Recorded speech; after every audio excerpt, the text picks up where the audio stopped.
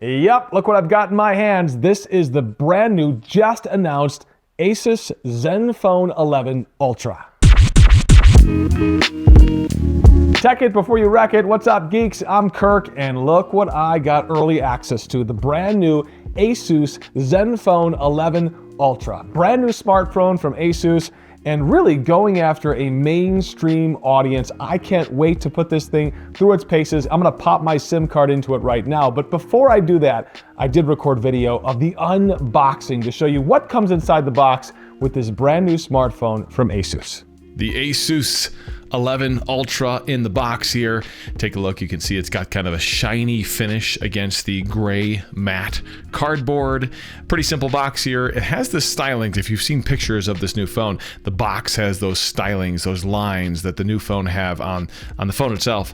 And so you'll see that in just a second as we open this up. But pretty simple box, pretty small sized box, what you'd expect from most cell phones now. Look at the side. ASUS Zenfone 11 Ultra with the little logo there, the ASUS logo on the other side there.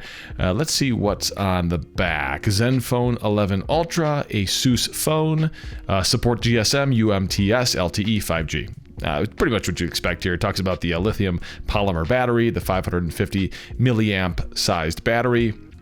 And so there you go, that's the box. Let's set it down and let's see what is inside the ASUS Zenfone 11 box. All right, eco-friendly material, that's simply what that's saying there as I open this up. And there is the SIM card ejector tool, as you would expect.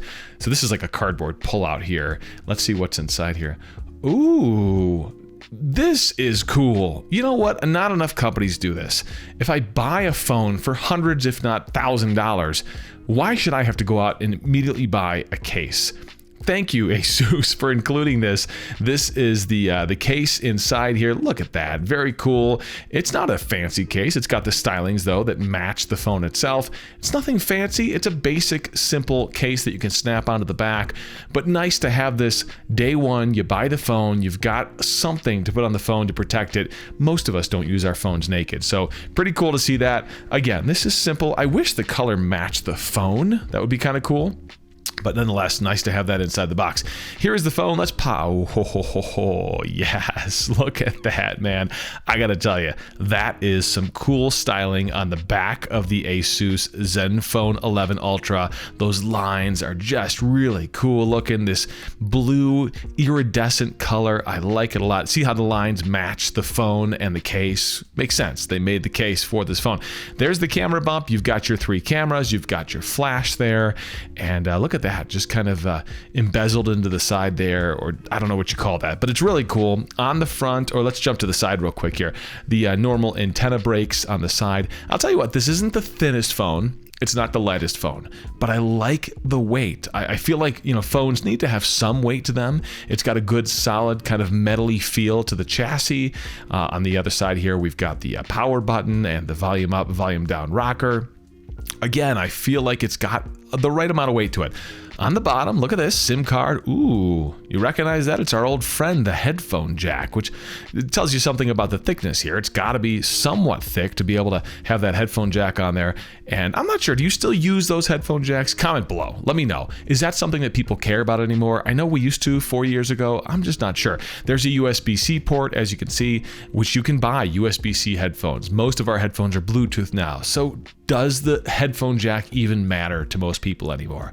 And then on the top, not much to see there, but you can see the camera bump there when we take that top shot. But look at the back again. This thing is a nice looking phone. On the front, a nice sized screen, just a nice sturdy phone. I'm pretty impressed at my first time picking this up.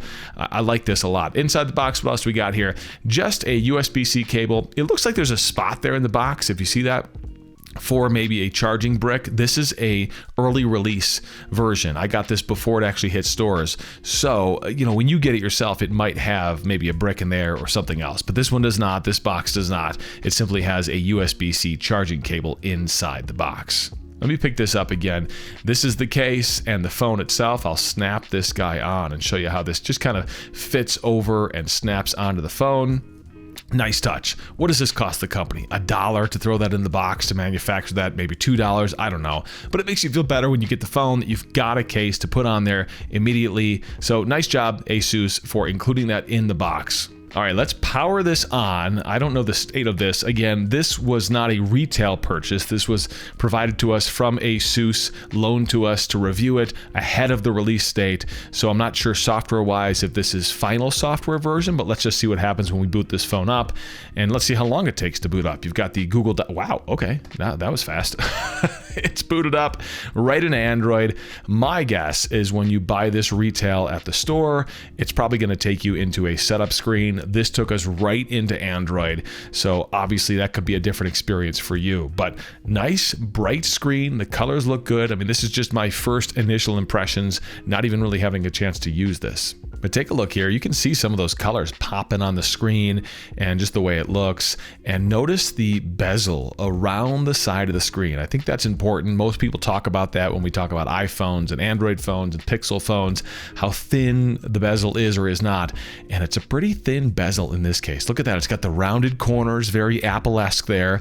If you like those or don't like those, some people do, some people don't.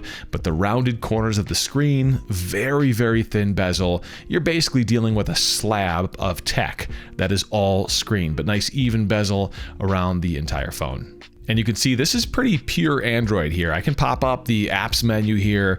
You're dealing with a very pure form of Android. You know, some companies add a lot of skins on top of the phone. I'm not really seeing that here. Just my first initial impressions. I haven't had a chance to dive deep into settings and such, but it looks like a pretty pure form of Android. If you're a Pixel owner, you'll be happy to hear that. Even the Samsung phones, I mean, I know they have the One UI on top, but they really have gone closer to a true pure form of Android. And this is a really nice phone. I got to tell you, first impressions, pretty good piece of hardware.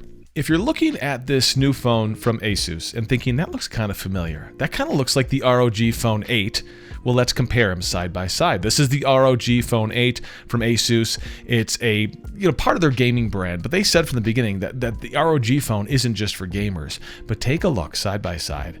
You see the antenna breaks are identical. The ROG phone has that extra USB-C port for the cooling fan, but otherwise, it's a very, very similar piece of hardware here. Even the bottom, I mean, look at that. They are identical. USB-C port, the headphone jack, the SIM tray. I think what you're seeing here is ASUS said, let's take what we built for the ROG phone and rebrand it in a more consumer-friendly package. You know, the ROG phone has those touch buttons on the side. This phone's not going to have those, but the screen size is almost identical. And maybe my eyes are deceiving me, but it almost looks like the Zenfone is a touch taller from top to bottom. I don't know. Maybe it's the same. Maybe I'm just looking at this funny. But nonetheless, I mean, let's look at the back here, and you can see very similar looking phone. The camera bump, you've got the same camera placement there. The back looks somewhat similar. Now, the ROG phone has that really cool screen built into the back. I love that feature, by the way. You're not going to have that on the Zenfone 11 or the Zenfone 11 Ultra. But nonetheless, in a smart move, it seems like ASUS probably took their hardware and said, let's reformulate this and make something that's more of a consumer smartphone that doesn't feel so branded for the ROG brand. I think that was a smart move. I mean, the ROG phone, again, is an awesome phone. The Zenfone Ultra hopefully will follow that. Can't wait to try this out more, and I'd love to know what you think. What do you want to know about the Zenfone 11 Ultra? I'll answer your questions. My review is coming up on the channel. Make sure you subscribe to the channel as well so you can check that out, and a lot of cool tech videos to come on Tech It Before You Wreck It. I'm Kirk.